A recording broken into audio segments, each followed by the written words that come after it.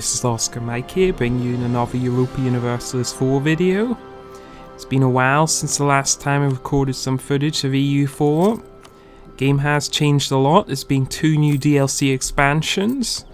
I thought what better way to enjoy new content than diving straight into it.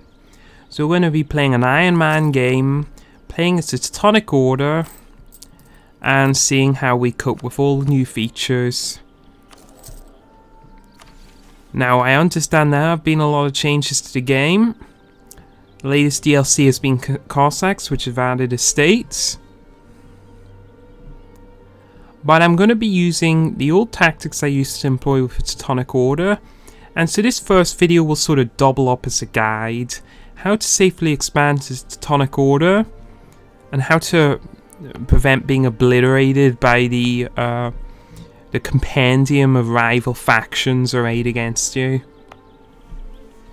So let's talk about our strategic position generally as I sort of flick through the features and become more accustomed to them. With the Teutonic Order, we're surrounded by Poland that can be reasonably expected to subordinate Lithuania, which means that we're going up against a unified front of both Poland and Lithuania in one alliance. That's just to the east. To the west, we have Pomerania and Brandenburg. Further south, we have Bohemia and then Austria. Now, all those nations represent some of the most powerful factions of the Holy Roman Empire. Our strategy can sort of be summarized as follows.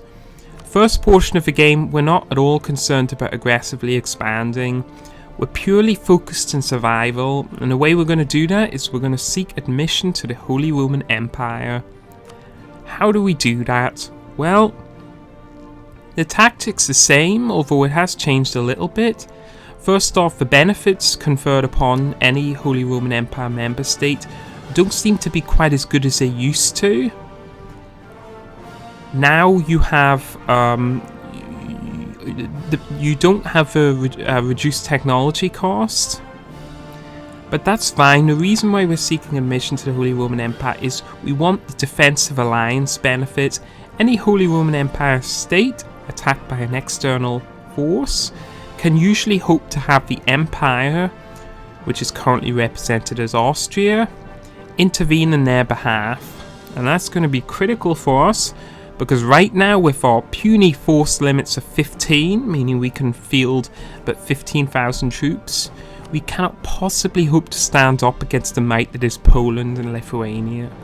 So our goal is get into the Holy Roman Empire, and here's how you do it. There are 2 essential prerequisites. First off, we need to boost our relations with Austria. Now, to do that, we need the Diplomatic Reputation Advisor, which fortunately enough we've got. We also need to rival at least one rival that Austria currently has. So, I see Austria's rival Poland. If we do the same, we get the positive diplomatic relations modifier called Enemy of our Enemy is our Friend. That should boost our relations with Austria by 25. Coupled with the extra diplomatic reputation and giving Austria a gift later on, that should bring them to friendly status with us. That's going to allow us to ally with them, and once we get our relations to around 180 or 185, I think it's actually dynamic, we're going to be able to add selected provinces in our empire into the Holy Roman Empire itself. Now, to join the Holy Roman Empire, we've got to do that. We've got to make sure our capital city is adjacent to a Holy Roman Empire province. So, what we will need to do, boost our relations with Austria, admit Danzig into the Holy Roman Empire. Since Danzig is adjacent to our capital, Königsberg, linked by the sea tile of Eastern Baltic Eastern Baltic Sea, that's going to allow us to become a fully fledged member of the Holy Roman Empire, and we're going to have all the benefits ordinarily conferred upon us. So that's the goal. The execution is always fraught with difficulty. As I understand, it takes a lot longer to improve or boost diplomatic relations since the Cossacks expansion has been released. Also, I love this new feature, the ability to automatically train and rally troops to your army. I think that's superb. Just taking a little look at some of the new features. I appreciate the fort system has been overhauled. Teutonic Order also, the province boundaries have been changed, and this is also new. So we are theocracy. We get a new stat, devotion, and our heir is predetermined by us through a number of decisions. We select where we want to acquire our heir from, whether it be a local noble, a foreign noble, a merchant's son, a talented theologian, a local preacher, or a papal protege. Now, this is tied into the state system, which is completely new and I know nothing about. We'll have a wee look here. As far as I understand, basically what you want to do is keep your loyalty above 30% or preferably 60% and influence below 80%. That allows you to gain the maximum bonus modifiers without having large-scale rebellions. Now that's all I know about the estate system. I haven't had the opportunity to try it myself. I basically just read the patch notes. And we have a new heir, Karl Joseph, 5 administrative power, which is great, 4 diplomatic power, which will allow us to benefit from the Byzantine refugees modifier, and 0 military power, which is fine by me. I think that's a reasonably average heir. I care far more about administrative power in the early game than I do either diplomatic power or military power, especially considering the fact that we can't really expand anywhere. So let's talk about the Teutonic Order starting location. We are surrounded by hostile neighbours, many of which have cores upon us. I know Pomerania has a core in Neumark. Poland has a core in some of our provinces. And since we're debarred from westwards expansion due to the Holy Roman Empire bloc, we basically have nowhere to go. All we can do is hope to expand into the Baltic. Denmark is not a member of the Holy Roman Empire, and we'll hope to exploit any weakness that they have. So if Sweden declares a war of independence, we'll consider attacking Denmark in hope of gaining Gotland and Bornholm, which are 2 islands in the Baltic, which are of actually pretty big strategic importance. Additionally, we'll consider expanding against Sweden, but only if we can exploit their weakness.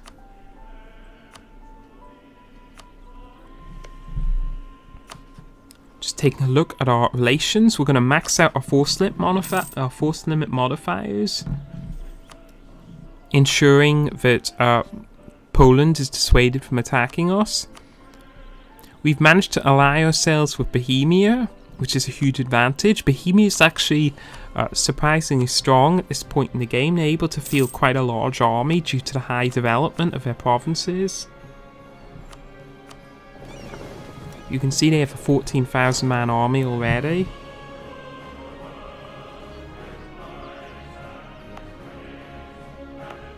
Economy's looking reasonably good. Let's talk about our unit composition then. Early phase of the game, cavalry are totally superior to infantry. In my opinion, the ideal unit combination is either 10 infantry or 6 cavalry. The infantry being Latin medieval infantry, the cavalry being chevauchée, which we should change to. Additionally, the 20,000 man army block, which is probably the ideal Western army, certainly at the start of the game, would consist of 12 infantry and 8 cavalry. In my opinion, it's always best to have a ratio of 2 to 1 in infantry to cavalry.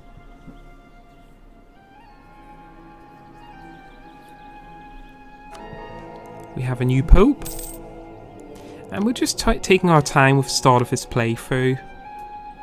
We don't really have many options in terms of aggressive expansion. So we're going to bide our time, boosting our relations with Austria, which is our first preference alliance, and pretty critical.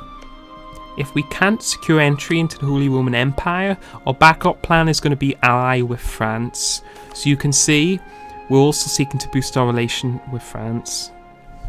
Now this is a new decision, parallel authority. Side with the burgesses or the clergy. I think that the best benefits are with the clergy. I like the additional national tax modifier. Trade efficiency is also good. Manpower recovery speed not just as good. So I think I'm going to go with the side with the clergy decision.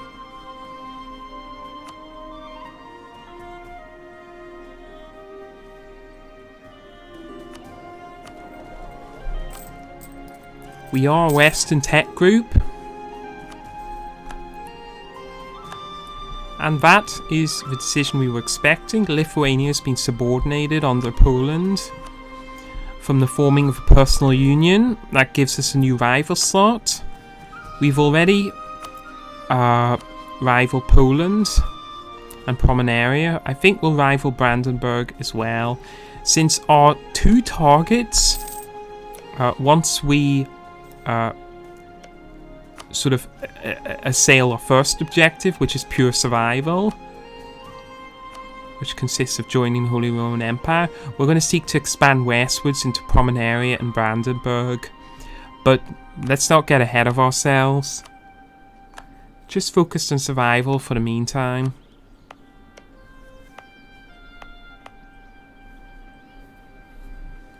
Just taking a look at some of the culture groups.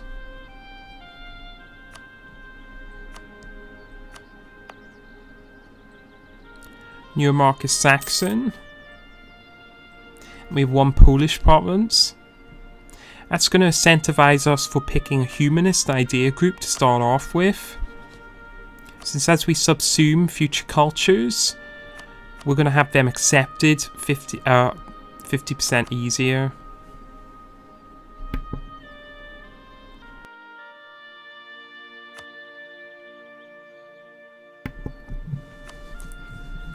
And as you can see, any attempt to expand westwards will invoke Austria to join on behalf of either Pomerania or Brandenburg, which immediately excises the possibility of westwards expansion. Poland is far too strong with us. I just know from memory that they outnumber us about 5-1 in infantry and the same in cavalry when you take into account Lithuania. Were Poland to attack us, we would have Bohemia, which would help equalize the odds. But what we necessarily need is Austria as well. We need that sort of trivector approach. Teutonic Order, Bohemia and Austria. And we have a decision here. I'm going to pick Prestige, I think, because our mission is to boost Prestige to 50, which will give us +1 stability. Although I'm not particularly optimistic about how quickly we can accomplish that, given the fact that, again, any playthrough with Teutonic Order, I find it's best to play relatively passive at the start of the game, which is going to be very different from my previous videos, which always revolve around fighting bloody early wars at the start to secure your position. With the Teutonic Order, it's all about diplomacy. Now, we're not going to accept a 50 administrative power hit. That would be pretty devastating. So we're going to accept 10 devotion.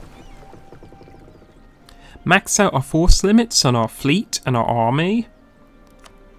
And reduce maintenance. That'll keep costs low and guaranteeing us to have the highest chance of not being attacked by Poland. And mothball the fleet, of course. Focusing on galleys, since they get the bonus from the Baltic Sea. Not that we entertain much hope that our fleet's going to be able to contend with the many powerful naval civilizations in the Baltic, be that Sweden or Denmark. But we'll take the ships.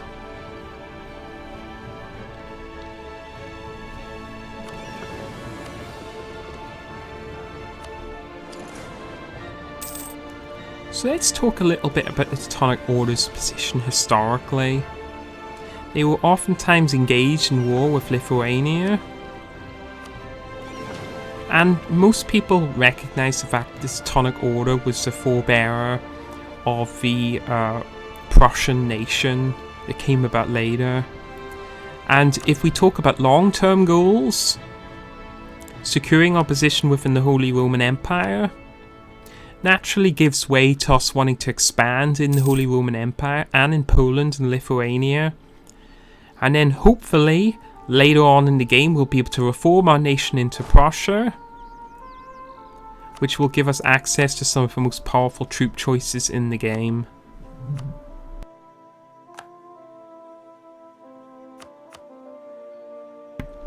Just conducting a bit of diplomacy with Austria here.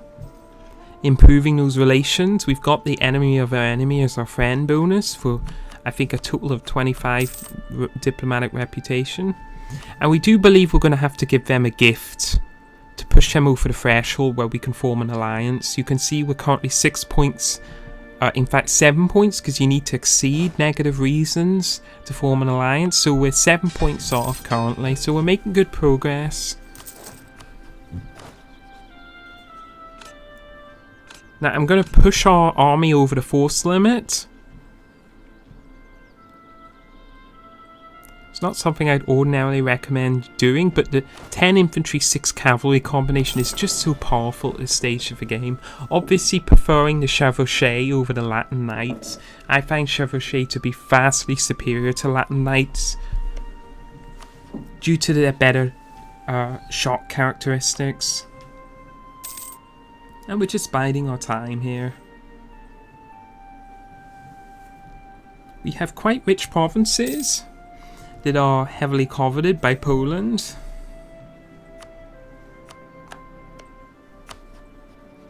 The War of the Roses has triggered a 105, so England has access to a pretty poor king. I've certainly been in that position before.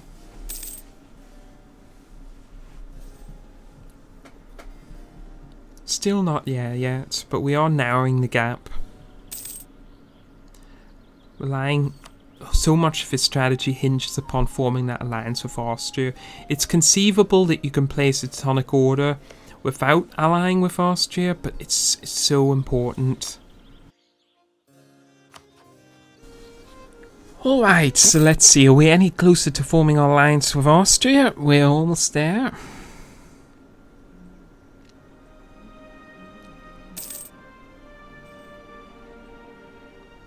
With 84, we've got 16 to go.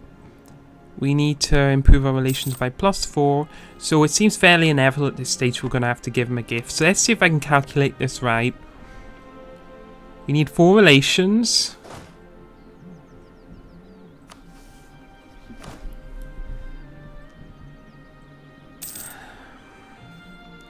Well, the smart thing to do is let's wait until we're at the max 100. Improve relations with Austria so I don't screw it up and end up paying them more in the gift than I have to.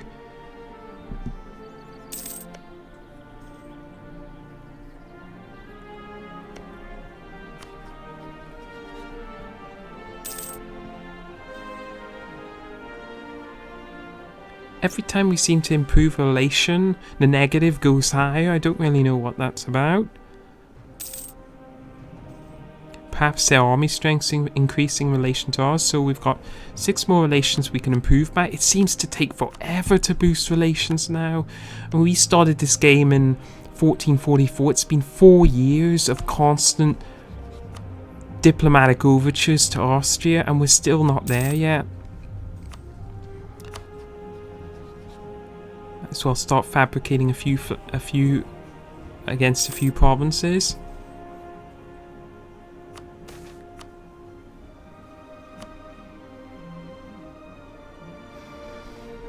Nobles demand privileges. I guess we take the prestige hit. Since losing loyalty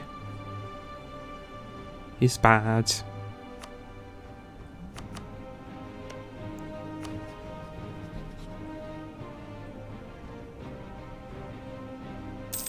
So yeah, you can see we're so close, but we're at the max relations, and we need 2 points, which means that we're gonna have to give Austria a gift. There we go. Which is fine, to be honest. You know, we were prepared for this eventuality. 20 improved relations should be more than enough. I think we could probably get away with 15, but I don't want to take the risk and have our gift not bring us over the threshold. So we're just gonna go for the overkill. 150 ducats. That allows us to form an alliance. Finally, yeah, we could have got away with a much smaller gift there. Well, that's something to note for in the future. If you're really concerned about min-maxing, you'll be able to do this strategy far better than I've been able to execute it. But that's our alliance with Austria. Now we want to add Danzig to the Holy Roman Empire, which we can do now. See the bottom and left-hand corner allows us to admit individual provinces to the empire. Now you can't just admit a province in the middle of nowhere. It has to border the Holy Roman Empire.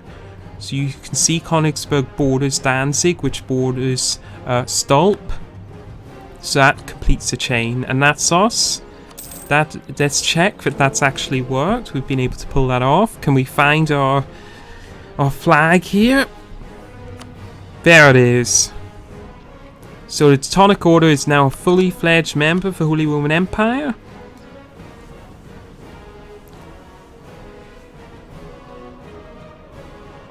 But Austria and Bohemia will not join us in an aggressive war against Poland because of something called favours. Now that is the first time I have heard anything about favour system. This is obviously new. I have no idea how to accrue favours.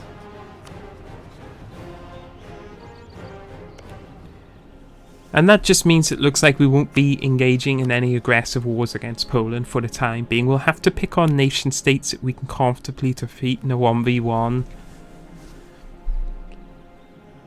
That also makes the advantage of allying France much weaker, because it seems they're not going to join you in offensive wars anymore. Not without the requisite favours, and you need 10 of them, which seems incredibly onerous.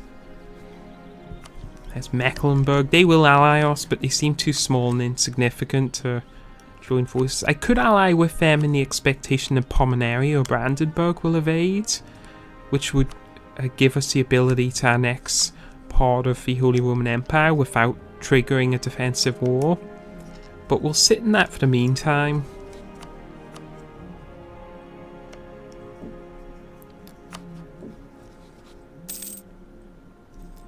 You see here, this is a new penalty. Teutonic Order is already allied with a major world power. So that means that because we've allied with Austria, that precludes us from allying with France. Which is also new. It wasn't like that the last time I played the game, but I've missed a couple of DLC expansions, so I'm sort of being saturated with new content and features here. I like them though. I particularly like the fort overhaul.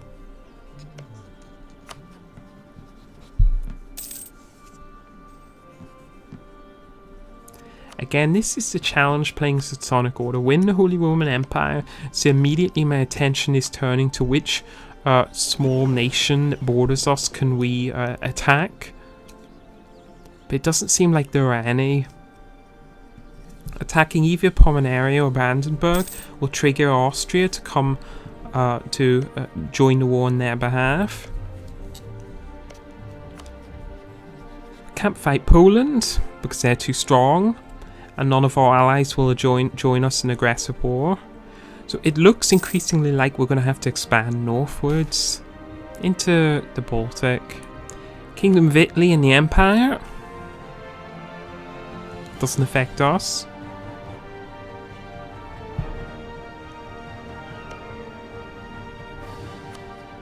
Sweden is just running amok and destroying Denmark. Gotland's been overrun. I think we're going to have to invade Denmark. That's my I mean, I hate to pick on the Danes here. Then again, 400 years of Viking expansion doesn't exactly make me feel sympathy for them. Poland is just not an option yet. I think we're going to have to consider an offensive war against Denmark. I do want those islands, Gotland and Bornholm, and you might wonder why they're strategic. Well, don't underestimate the ability to base your navy on these islands. It is extremely helpful. It'll also allow us to store away troops in the event that Poland invades, keeping them out of the reach of the Polish army. So it gives us an option to retreat to. Gives us 2 nice naval bases. And it'll boost our trade power in the Baltic. Now the actual development value of provinces is negligible. But if we could take Bornholm and Gotland, still considering that a last resort.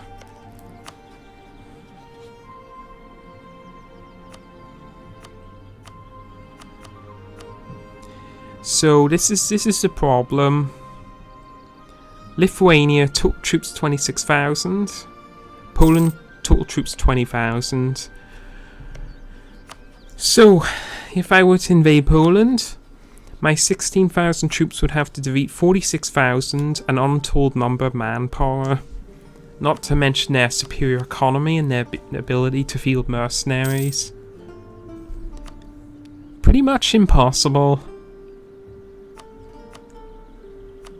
Especially since, as I recall, Poland has some very strong cavalry bonuses at the start of the game. They are, I believe, Eastern Tech Group.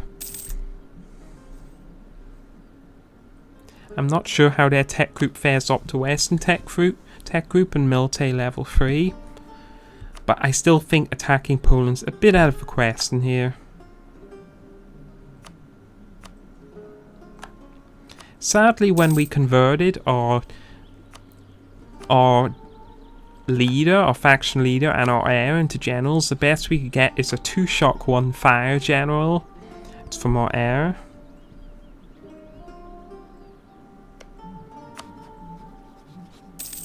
Which isn't going to allow us to square off against some of the major powers. We have to play conservatively here, even if it is a boring sort of passive approach.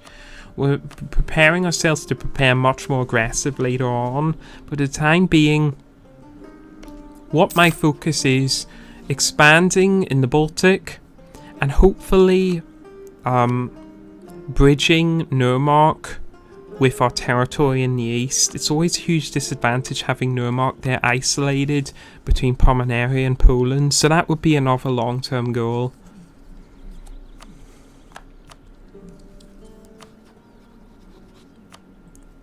Right, in preparation for our war with Denmark, let's start getting those claims fabricated.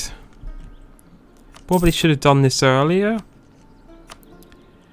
Sweden is at war with Denmark. We can ally with him. We choose to.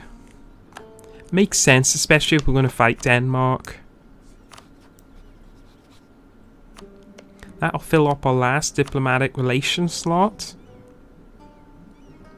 But I think it's worth it. It looks like Sweden's going to be set up to be a superpower in this game based on their early success against Denmark.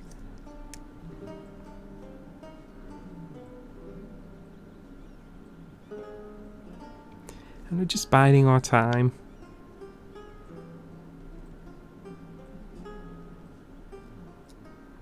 Obviously it wouldn't be preferable fighting Denmark were they not already engaged in a war. That's why we're focusing on them. If we fought Denmark without them being engaged against Sweden, it would just be a waste of manpower. Waste of manpower and money. They still have a formidable navy. So we're just preparing the field here. See if we can sort of vulture some territory from Denmark. Like I said, I really have no sympathy for the Danes.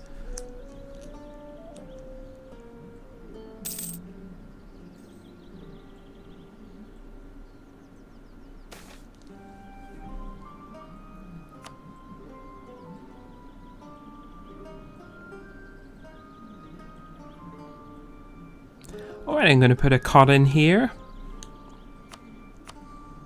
Thanks for watching.